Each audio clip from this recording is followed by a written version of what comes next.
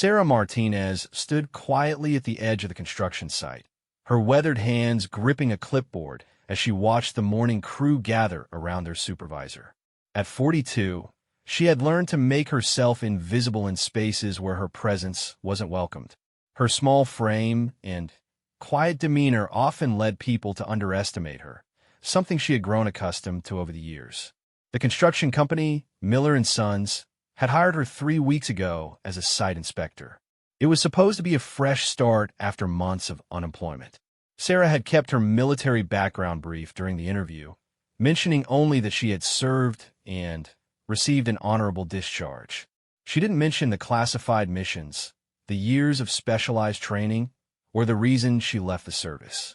"Morning, boys," called out Jake Miller, the site supervisor and son of the company owner. He was a burly man in his 30s with calloused hands and a voice that carried across the entire work site.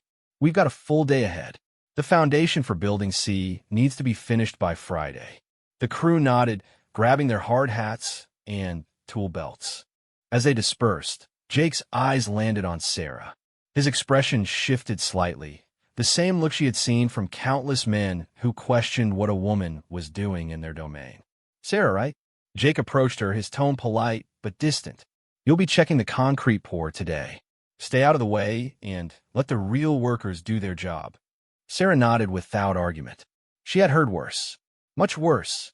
During her years in the Navy, she had faced discrimination that made civilian workplaces seem mild by comparison. But she had also proven herself in ways these men couldn't imagine.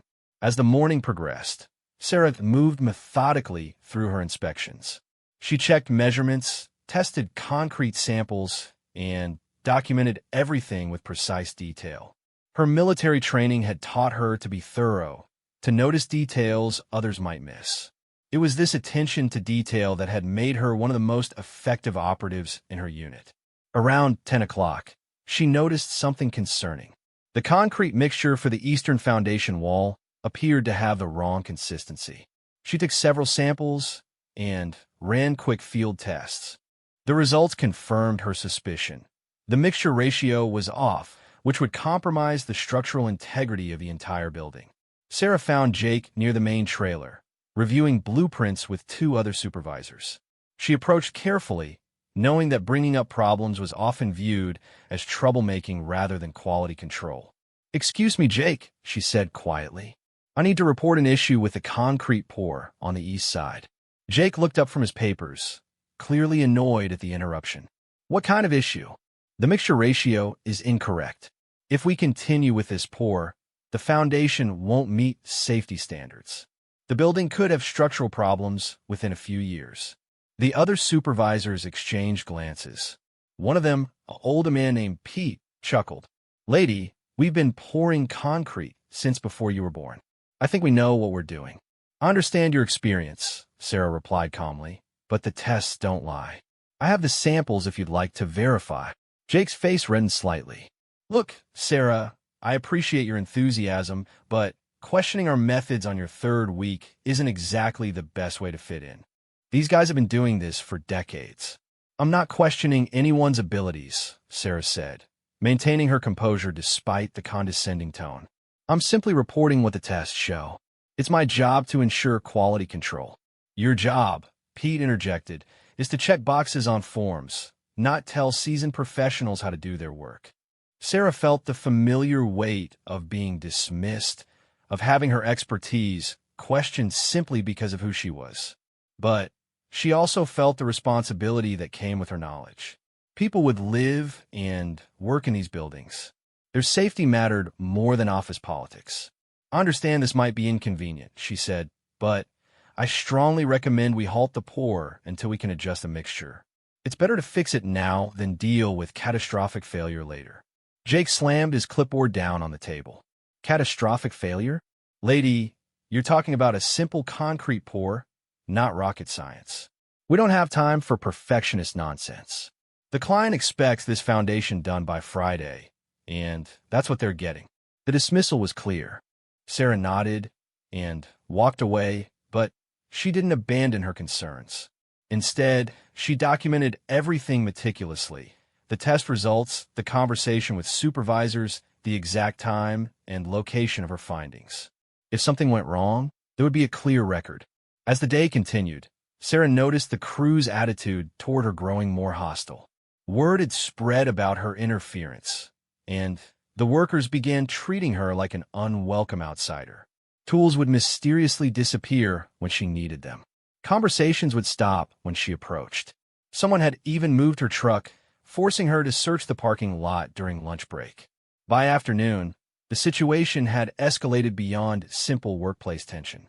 Sarah was inspecting the rebar installation when she overheard a group of workers talking near the tool shed. "She thinks she knows better than guys who've been doing this since she was playing with dolls," one said. "Typical," another replied. "Send in some college girl with a checklist, and suddenly she's an expert. Someone needs to teach her that this isn't a place for people who can't handle real work," a third voice added. Sarah continued her inspection, pretending not to hear. She had faced similar attitudes during her early military training. The difference was that in the Navy, competence eventually spoke for itself. Here, she was fighting an uphill battle against prejudice and institutional resistance to change. The concrete pour continued despite her warnings. Sarah watched as thousands of dollars worth of materials went into a foundation that she knew would fail inspection if tested properly. But her protests had been noted and dismissed. There was nothing more she could do through official channels. As the workday neared its end, Sarah finished her documentation and prepared to file her report. She knew it would likely be ignored or buried, but her conscience was clear. She had done her job to the best of her abilities. Walking toward her truck, she noticed the crew gathered near the equipment storage area. Their conversation stopped abruptly when they saw her, and several men stepped aside to reveal a large mud puddle directly in her path. The area around it had been cordoned off with construction tape, creating a narrow walkway that would force anyone passing through to either walk directly through the mud or take a significant detour. "Looks like someone's going to get their fancy boots dirty," Pete called out, grinning widely. Sarah assessed the situation quickly. The mud puddle was clearly intentional. Water had been poured over loose dirt to create a thick, sloppy mess. The construction tape was positioned to funnel her directly into it. It was juvenile and petty, but it was also meant to humiliate her in front of the entire crew. She had two choices: take the long way around and appear to back down from their challenge, or walk through their trap with dignity intact. Both options would result in some form of mockery, but she had faced worse challenges than a group of construction workers with wounded egos. Sarah adjusted her clipboard under her arm and walked steadily toward the mud puddle. The crew watched expectantly, some pulling out their phones to record what they thought would be her humiliation. As she reached the edge of the puddle, Sarah paused for just a moment. In that instant, memories flashed through her mind. Memories of trudging through swamps during SEAL training, of crawling through mud under enemy fire, of operations where being dirty was the least of her concerns. These men had no idea who they were dealing with. Without hesitation, Sarah stepped into the mud. Her boots sank several inches into the thick mixture, and mud splattered up her legs. But she maintained her posture and continued walking at the same steady pace. When she reached the other side, she turned to face the crew. "Have a good evening, gentlemen," she said calmly, as if walking through mud was the most natural thing in the world. The crew's laughter was immediate and loud. Phone cameras captured her mud-covered boots and splattered pants. Someone whistled mockingly. But Sarah noticed something else in a few faces: confusion, perhaps even a hint of respect for her refusal to be intimidated. As she reached her truck, Jay called out, "Might want to learn to watch where you step, Sarah. Wouldn't want you to get in over your head." The laughter continued as Sarah climbed into her vehicle. She sat quietly for a moment, looking at her mud-covered boots. The irony wasn't lost on her. These men thought they were teaching her a lesson about knowing her place. They had no idea they had just reminded her of exactly who she was. Starting the engine, Sarah drove away from the construction site with her head held high. Tomorrow would bring new challenges, but Tonight she would clean off the mud and remember the countless missions where getting dirty had been the easy part. The crew watched her truck disappear down the road, congratulating themselves on putting the uppity inspector in her place. They had no idea that their joke had just awakened something in Sarah Martinez that had been dormant since she left the service. They had challenged someone who had faced down terrorists, survived impossible odds, and earned her place among the most elite warriors in the world. But that was a story they were about to learn the hard way. Sarah arrived at the construction site the next morning to find her workspace had been vandalized. Her temporary desk in the trailer had been covered with mud, her reference materials scattered across the floor, and someone had written "Mud Walker" on her clipboard in permanent marker. The message was clear: yesterday's humiliation was just the beginning. She cleaned up the mess without complaint, reorganizing her materials and setting up her equipment for another day of inspections. But as she worked, Sarah's mind was processing the situation with the tactical awareness that had kept her alive through multiple deployments. This wasn't just workplace harassment anymore. It was organized psychological warfare. Jake Miller entered the trailer as Sarah was wiping mud from her calculator. His expression showed no surprise at the state of her workspace, confirming what she already suspected. He was either directly involved or had given his approval. "Ready for another day of concrete inspection?" he asked with mock cheerfulness. "Of course," Sarah replied evenly. "I've also prepared a supplemental report about yesterday's foundation concerns. I'd like to send it to the main office for review." Jake's demeanor shifted instantly. "What kind of supplemental report?" "Technical documentation of the concrete mixture issues I identified. Since the local supervisors declined to address the problems, I'm following proper chain of command procedures." The silence stretched between them. Sarah recognized the look in Jake's eyes. It was the same expression she had seen on enemy combatants when they realized their interrogation wasn't going according to plan. "Let me make something clear, Sarah," Jake said, moving closer in what he probably thought was an intimidating manner. "Miller & Sons has been building quality structures for 30 years. We don't need some outsider coming in and causing problems with wild theories about concrete mixtures. The theories are based on engineering standards and field testing," Sarah responded calmly. "I'm not trying to cause problems. I'm trying to prevent them. Here's what's going to happen," Jake continued. "You're going to focus on routine inspections and stop looking for problems that don't exist. And you're definitely not sending any reports to the main office without my approval." Sarah felt a familiar chill run down her spine. It was the same feeling she got when missions went from routine to dangerous. Jake was essentially ordering her to compromise her professional integrity and ignore safety violations. In her previous life, such orders would have been grounds for immediate intervention by superior officers. "I can't agree to ignore safety standards," she said quietly. "It's my responsibility to report what I find." Jake's face reddened. "Your responsibility is to do what you're told. If you can't handle that, maybe this job isn't for you." After he left, Sarah sat alone in the trailer, considering her options. She could comply with Jake's demands, keep her head down, and collect her paycheck while buildings were constructed with substandard materials. Or she could maintain her integrity and likely face escalating retaliation. She chose integrity just as she always had. Sarah spent the morning conducting her regular inspections, but she also began documenting everything with the systematic thoroughness that had made her invaluable during intelligence operations. She photographed the concrete samples, recorded conversations on her phone, and created detailed timeline reports of every interaction with supervisors. Around noon, the situation escalated dramatically. Sarah was inspecting foundation measurements near Building C when she heard shouting from the direction of the equipment yard. She looked up to see smoke rising from what appeared to be a small fire. Her training kicked in immediately, and she ran toward the disturbance. She arrived at the scene to find 3 workers standing around a burning trash barrel, laughing and pointing. Inside the flames, she could see the remains of paperwork. Her inspection reports, her safety documentation, and her personal notebook containing weeks of careful observations. "Looks like someone's filing system caught fire," Pete said with obvious satisfaction. Real shame about all that paperwork. Sarah stared at the burning documents, feeling something shift inside her. This wasn't just workplace bullying anymore. This was deliberate sabotage of safety documentation, which could endanger lives and expose the company to massive liability.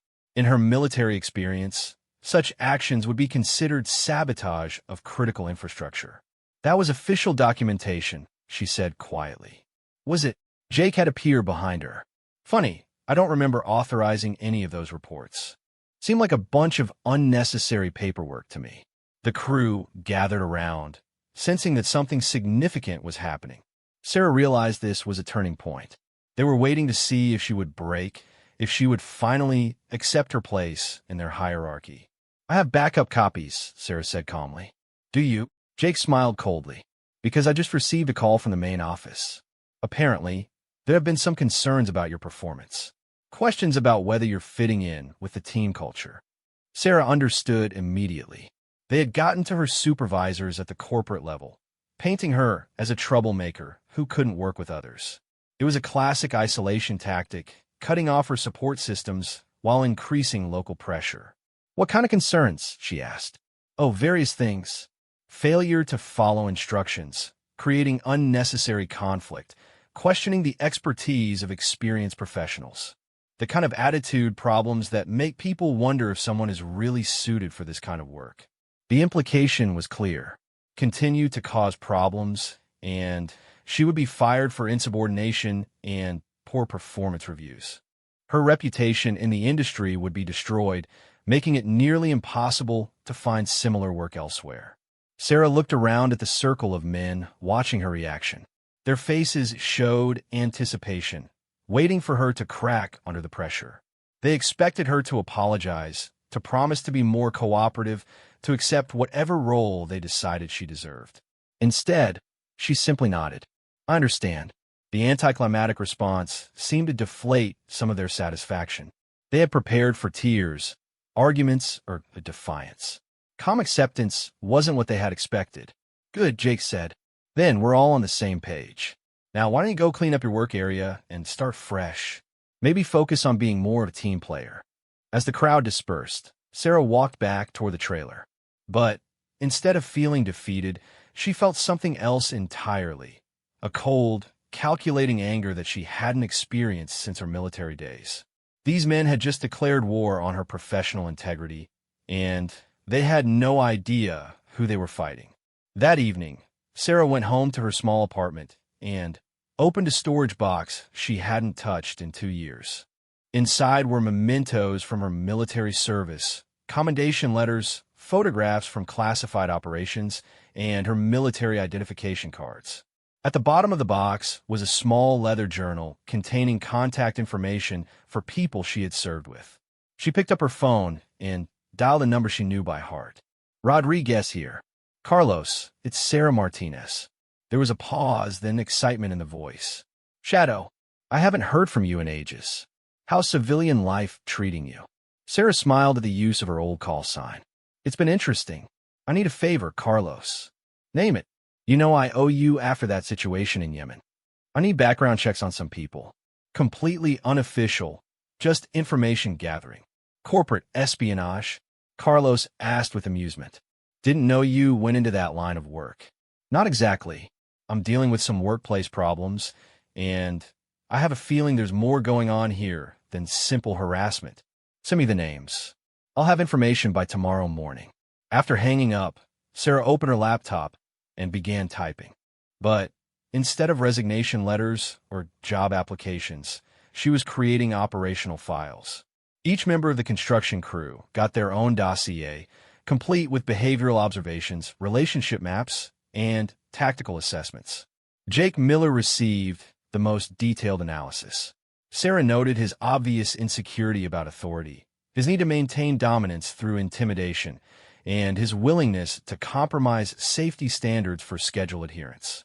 But she also noted something else, his nervous habit of checking his phone constantly, his expensive watch that seemed beyond a site supervisor's salary, and the way he deflected questions about the concrete suppliers. As she worked, Sarah felt her military training reasserting itself. The skills that had made her effective in special operations, pattern recognition, threat assessment, strategic planning, were all perfectly applicable to her current situation. These men thought they were dealing with a civilian woman they could intimidate. They were about to learn they had seriously miscalculated. The next morning, Carlos called with preliminary information. Your instincts were right, Shadow. Jake Miller has some interesting financial connections. His lifestyle suggests income beyond his official salary, and he's got business relationships with contractors that could represent conflicts of interest. What kind of contractors? The kind that cut corners to maximize profits. There have been several projects where his sites used substandard materials that somehow passed inspection. Always stayed just under the radar of regulatory attention. Sarah felt the pieces clicking together. The poor concrete mixture, the resistance to her reports, the destruction of documentation. It wasn't just about gender bias. Jake was running some kind of scheme that required keeping quality control inspectors from doing their jobs effectively. Carlos, I need you to dig deeper. I think we're looking at systematic fraud, possibly involving multiple projects. How deep do you want me to go? Sarah thought about the burning documents, about Jake's threats, about the systematic campaign to destroy her credibility. As deep as it takes. And Carlos? This might get complicated. When has that ever stopped us? That afternoon, Sarah returned to the construction site with a new understanding of her situation. She wasn't just dealing with workplace harassment. She was potentially sitting on top of a major corruption investigation. The men who thought they were humiliating her had actually provided her with the motivation to uncover what could be a multi-million-dollar fraud scheme. As she watched Jake Miller directing the concrete pour with the same substandard materials, Sarah smiled quietly. These men had made a serious tactical error. They had assumed she was just another civilian who would fold under pressure. They were about to discover that Sarah Martinez wasn't just another civilian. She was a decorated Navy SEAL veteran with the skills, contacts, and determination to bring down their entire operation. The war they had started was about to take a very different direction than they had planned.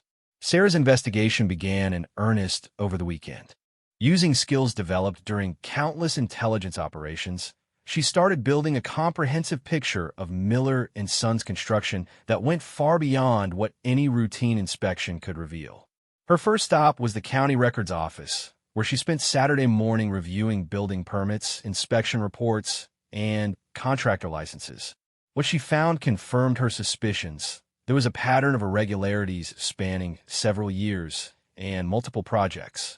The most troubling discovery was a series of buildings that had passed final inspections despite documented problems during construction. In each case, the original quality control inspector had either been replaced mid-project or had filed reports that mysteriously disappeared from the official record. Sarah photographed everything, creating her own database of evidence. Her military training and intelligence gathering served her well. She knew how to find information that others wanted to keep hidden and how to document it in ways that would stand up to scrutiny. On Sunday, she drove to 3 different Miller & Sons project sites around the city. 2 were completed buildings that had been occupied for less than 2 years. Both showed signs of structural problems, cracks in foundations, water damage from poor waterproofing, and windows that didn't seal properly. At the 3rd site, she met Maria Gonzalez, a resident of a low-income housing project that Miller & Sons had completed 18 months earlier. Maria was happy to talk about the problems her family had experienced. The walls crack every few months, Maria explained, showing Sarah through her apartment. The landlord says it's normal settling, but my neighbor used to work construction. He says the foundation wasn't done right. Sarah examined the cracks with professional interest. The patterns indicated exactly what she had suspected: foundation problems caused by substandard concrete work. Have you reported these issues to the city? Sarah asked. Many times, Maria sighed. They sent an inspector who says everything looks fine, but we still get flooding in the basement every time it rains hard, and the cracks keep getting bigger. Sarah took careful photographs and measurements, adding Maria's apartment to her growing file of evidence. But More importantly, she now understood the human cost of Jake Miller's fraud.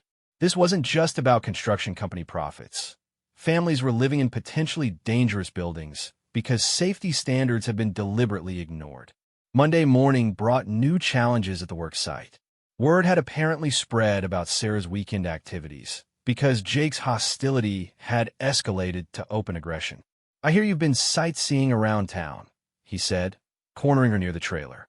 "Visiting some of our completed projects." "I was conducting research," Sarah replied calmly. "Research into what, exactly?" "Construction techniques and long-term structural performance. It helps me understand what to look for during inspections."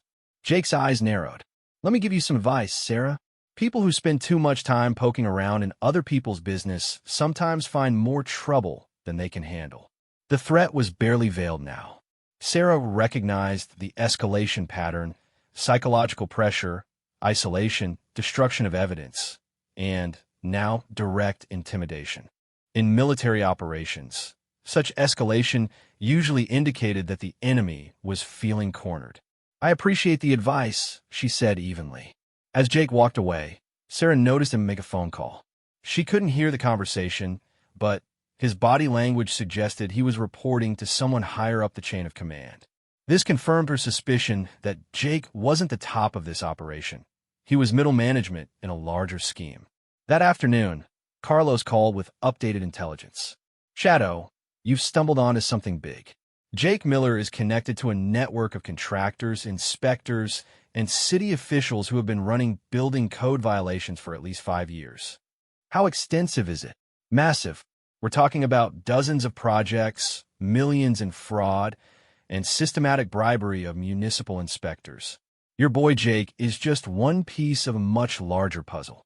Sarah felt the familiar rush of a major breakthrough. "Who else is involved?" "That's where it gets interesting. The operation appears to be run by someone named Vincent Torino." "Ever heard of him?" Sarah had indeed heard of Vincent Torino. He was a major real estate developer with political connections throughout the state. If Torino was involved, this case had implications far beyond simple construction fraud. "Carlos, I need everything you can get on Torino. Financial records, political connections, business relationships, the works. Already on it. But, Sarah, you need to be careful. If these people think you're getting too close, they might escalate beyond workplace harassment." That evening, Sarah received an unexpected phone call. "Ms. Martinez? This is Detective Linda Walsh with the City Police. I'd like to speak with you about some concerns that have been brought to my attention." Sarah's tactical instincts immediately went on high alert. "What kind of concerns?" "There have been reports that you've been harassing residents and trespassing on private property. I was hoping we could meet and clear this up." Sarah recognized the maneuver immediately.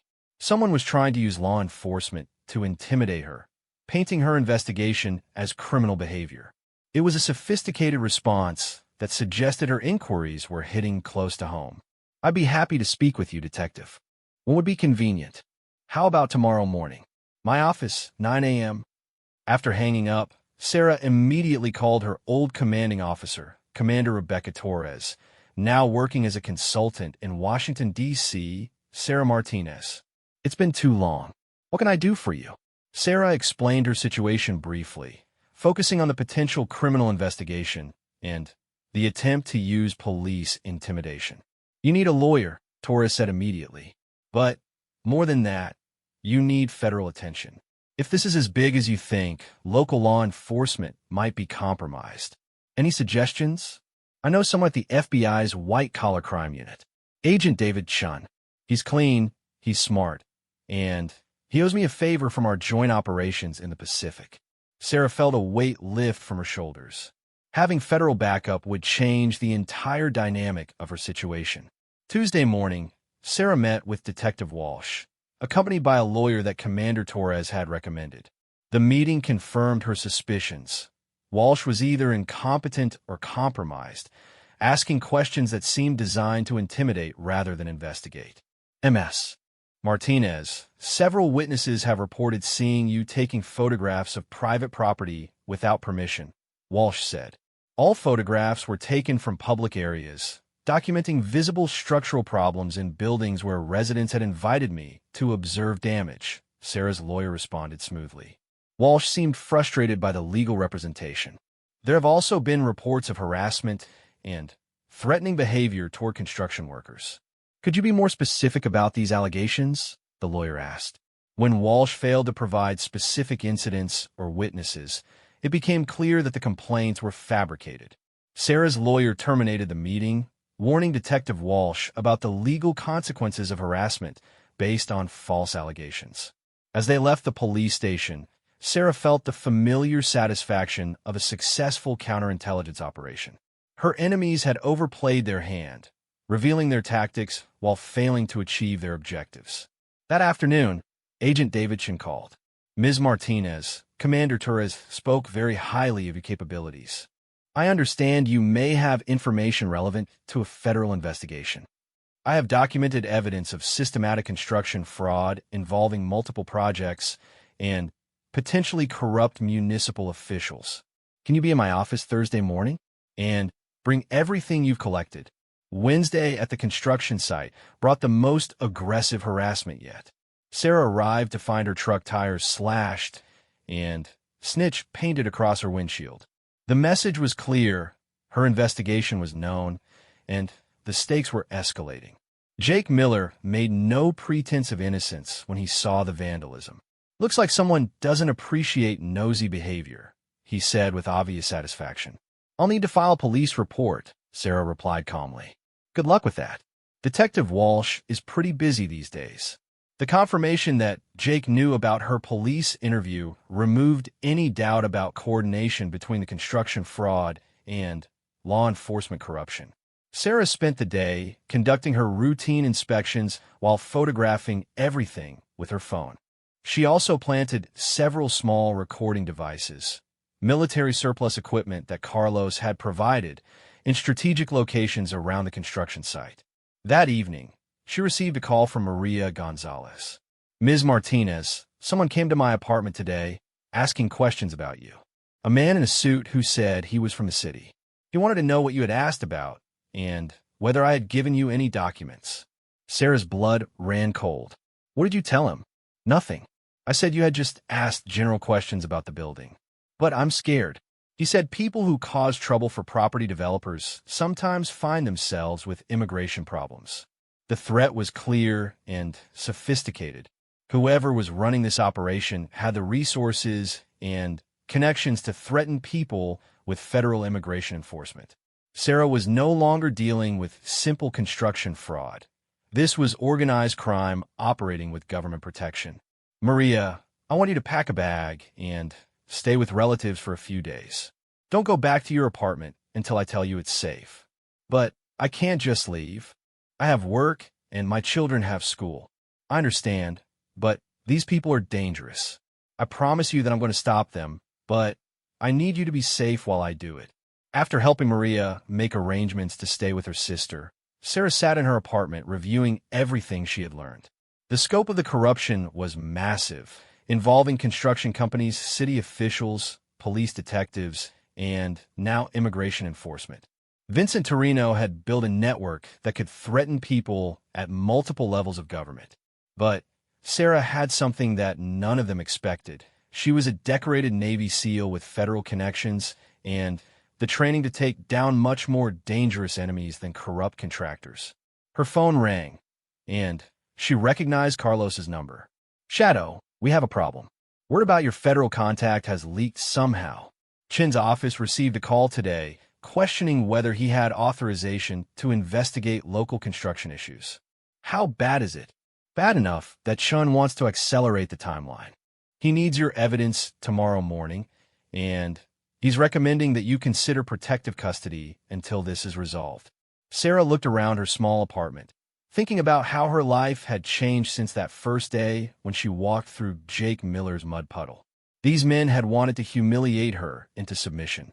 Instead, they had awakened a warrior who was about to bring down their entire criminal enterprise. Tell Chin I'll be there. And Carlos, it's time to bring everyone home. Everyone, call the whole team. Rodriguez, Kim, Washington, Torres, everyone who's available. If Torino wants a war, let's give him one he'll never forget. Thursday morning was going to be very interesting indeed. Thursday morning arrived with the crisp clarity that often preceded decisive military operations. Sarah had spent the night organizing her evidence into a comprehensive presentation that would leave no doubt about the scope of the corruption she had uncovered. Agent Chin's FBI office was located in a modern federal building downtown. Sarah arrived precisely on time, carrying 3 boxes of documented evidence and a laptop containing digital files that represented weeks of careful investigation. Ms. Martinez, Agent Chun was a serious man in his 40s with the focused demeanor of someone who had spent years fighting white-collar crime. Commander Torres spoke very highly of your analytical abilities. Thank you, Agent Chun. I believe what I've discovered goes far beyond simple construction fraud. Sarah spent the next 2 hours walking Chun through her findings. The evidence was overwhelming. Systematic building code violations, bribery of municipal inspectors, intimidation of quality control personnel, and threats against residents who complained about structural problems. This is extensive, Chin said, reviewing the financial documentation that Carlos had provided. Vincent Torino's operation appears to involve dozens of city officials and contractors. There's more, Sarah said. Yesterday, they threatened one of my witnesses with immigration enforcement. That suggests federal officials might be compromised as well. Chen's expression darkened. That changes everything. If federal agencies are being used to silence witnesses, we're looking at public corruption charges that could reach very high levels. What's the next step? Normally, I'd want weeks to verify this evidence and build airtight cases against each participant. But given the threats against witnesses and the apparent scope of the corruption, we need to move faster. Chin made several phone calls, speaking in the careful language of federal law enforcement coordination. Sarah recognized the tone. It was the same controlled urgency that preceded major operations during her military career. Ms. Martinez, I'm authorizing immediate protective custody for you and your witness. We're also opening a joint task force investigation involving the FBI, the U.S. Attorney's Office, and the Department of Housing and Urban Development. How long will this take? If we move aggressively, we can start making arrests by next week. But I need you to stay away from the construction site until this is resolved. These people have already shown they're willing to escalate their tactics. Sarah nodded, but she had no intention of staying away from Miller & Sons. There was still one final piece of evidence she needed to collect, and it required her to be on site when Jake Miller thought he was safe. That afternoon, while supposedly in protective custody, Sarah returned to the construction site. She had called in sick, giving her cover to access areas that would normally be off-limits during working hours. Using skills developed during countless covert operations, she infiltrated the main office trailer after hours. Her target was Jake's computer, which she suspected contained communications with Vincent Torino and other co-conspirators. The computer was password protected, but Sarah had observed Jake entering his password multiple times. Military intelligence training included basic electronic surveillance techniques, and breaking into poorly secured civilian systems was elementary compared to some of her previous assignments. What she found exceeded her expectations. Jake's email contained detailed communications about bribing city inspectors, falsifying inspection reports, and intimidating quality control personnel who discovered problems. Most damning was a recent exchange about dealing with the Martinez problem permanently. Sarah copied everything onto a portable drive, but as she was finishing, she heard vehicles approaching the construction site. Through the trailer window, she could see 3 cars pulling into the parking area, far more security than the site normally had after hours. Her tactical training kicked in immediately. Sarah erased her digital footprints from Jake's computer, pocketed the portable drive, and assessed her escape routes. The trailer had 2 exits, but both would be visible to anyone patrolling the construction site. She could hear voices approaching, Jake Miller and at least 2 other men discussing, making sure there are no more security breaches. They were conducting a sweep of the facilities, which meant her presence would be discovered within minutes. Sarah slipped out the back exit of the trailer and moved quietly toward the construction equipment storage area. Her military training in urban warfare and stealth operations served her well as she navigated the site in darkness, avoiding security patrols and staying hidden among the heavy machinery. But as she reached the perimeter fence, a spotlight suddenly illuminated her position. Well, Jake Miller's voice called out from behind the light. "Look what we have here. Ms. Martinez, working late." Sarah turned to face three men, Jake, Pete from the construction crew, and a third man she didn't recognize who was wearing an expensive suit despite the construction site setting. "Jake," she said calmly, "I came back to retrieve some personal items I left in the office." The man in the suit stepped forward. "Ms. Martinez, I'm Vincent Torino. I understand you've been asking questions about our business operations." So this was the man behind the entire corruption network. Up close, Torino appeared to be in his 50s, with the polished appearance of someone who had spent years in positions of power and influence. "I'm just doing my job, Mr. Torino." "Your job," Torino said with cold precision, "is to inspect concrete pours and sign off on paperwork. Your job is not to harass residents, intimidate construction workers, or interfere with legitimate business relationships." Sarah realized this was the moment she had been preparing for since her first day at Miller & Sons. These men had escalated their campaign against her to the point where direct confrontation was inevitable. "I've been documenting safety violations and substandard construction practices," she said. "People are living in buildings that don't meet basic safety standards because of your cost-cutting measures." Torino's expression didn't change. "That's a very serious accusation, Ms. Martinez. The kind of accusation that could get someone in serious trouble if they couldn't prove it." "I can prove it." "Can you?" "Because I understand that most of your documentation was accidentally destroyed in a small fire last week." The casual admission of destroying evidence told Sarah everything she needed to know about how far these men were willing to go. "I have backup copies," she said. "Do you?" "Because Detective Walsh informs me that you've been engaging in criminal harassment and trespassing. It would be unfortunate if evidence obtained through illegal means was inadmissible in court." Sarah felt the familiar calmness that came during combat situations. These men were threatening her with arrest, prosecution, and potentially worse. But they had made a critical error. They were revealing the full scope of their operation while assuming she was helpless to stop them. "Mr. Torino," Sarah said quietly, "I think there's something you should know about me." "What's that?" "My name is Sarah Martinez, and I'm a decorated Navy SEAL veteran with 12 years of active service. I've conducted classified operations in 7 countries, received commendations for combat effectiveness and intelligence gathering, and I've never failed to complete a mission." The three men exchanged glances, uncertain whether she was bluffing or revealing information that changed their tactical situation. "I don't care if you were a Marine general," Jake said. "You're just one woman against an organization that includes half the city government." Sarah smiled, the same calm smile she had worn during her most dangerous operations. "Actually, I'm not just one woman anymore."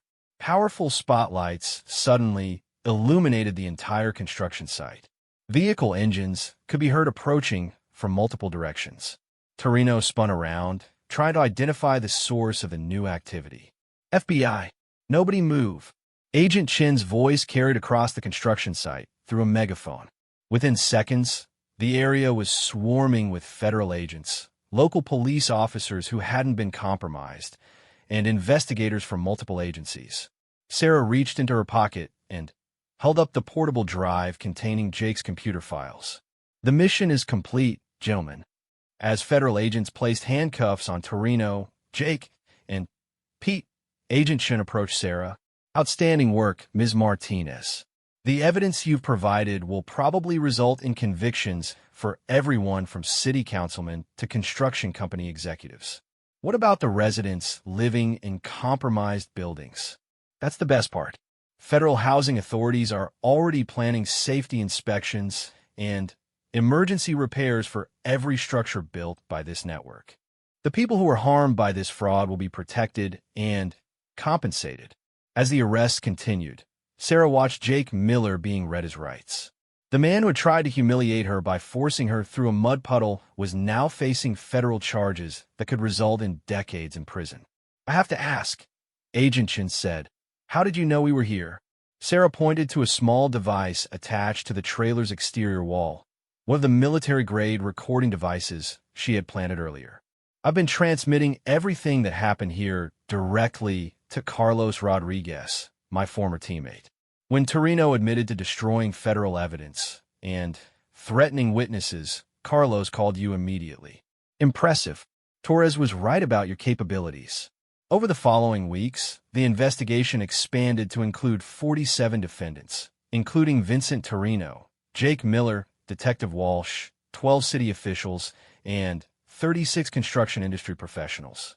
The network had defrauded federal housing programs of over $15 million while putting thousands of residents at risk. Sarah testified before a federal grand jury, providing detailed evidence about the systematic corruption she had uncovered.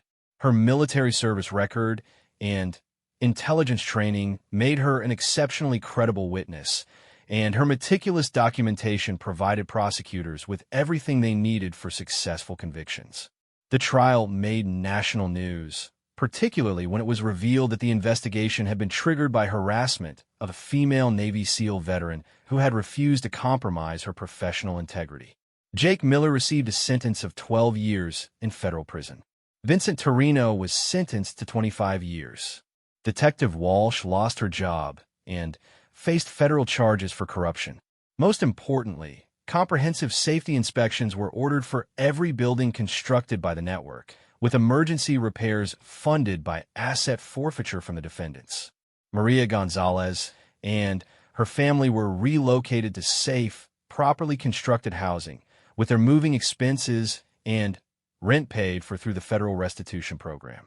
6 months after the arrests, Sarah received a new job offer: special investigator for the Department of Housing and Urban Development, specializing in construction fraud and building safety violations.